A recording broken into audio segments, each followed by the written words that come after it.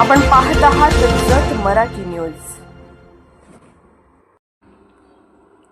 सांगली जिल्हा न्यायालय पार्किंगमध्ये इलेक्ट्रिक दुचाकीला भीषण आग, क्षणार्धात जळून खाक, शॉर्ट सर्किटचा प्राथमिक अंदाज, शेजारील वाहनांचे नुकसान, सुरक्षा रक्षकांच्या सतर्कतेने मोठी दुर्घटना टळली। सांगली येथील जिल्हा न्यायालयाच्या पार्किंगमध्ये आज दुपारच्या सुमारास उभ्या असलेल्या एका इलेक्ट्रिक दुचाकीला अचानक भीषण आग लागल्याची धक्कादायक घटना घडली आहे। काही क्षणात आगीने विक्राळ रूप धारण करत संबंधित दुचाकी पूर्णपणे जळून खाक झाली। या घटनेत शेजारी उभ्या असलेल्या ॲक्टिवा दुचाकीसह अन्य काही वाहनांचेही नुकसान झाल्याची प्राथमिक माहिती मिळत आहे।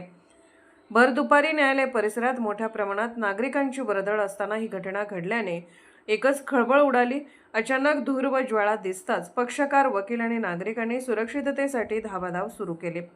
काही काळ परिसरात भीतीचे, गोंधळाचे वातावरण निर्माण झाले होते। दरम्यान न्यायालयातील नियुक्त सुरक्षा रक्षकांनी प्रसंगावधान दाखवत तात्काळ घटनास्थळी धाव घेतली। त्यांनी इमारतीमध्ये उपलब्ध असलेल्या अग्निशमन उपकरणांचा वापर करून आगीवर नियंत्रण मिळवण्याचा प्रयत्न केला। त्यांच्या तत्पर आणि धाडसी कृतीमुळे आग वेळेत आटोक्यात आली आणि मोठा अनर्थ टळला। अन्यथा पार्किंगमध्ये उभ्या असलेल्या अनेक वाहनांना आग लागून मोठे नुकसान होण्याची शक्यता व्यक्त केली जात आहे। घटनेची माहिती मिळताच स्थानिक यंत्रणांनीही घटनास्थळी धाव घेत परिस्थितीचा आढावा घेतला।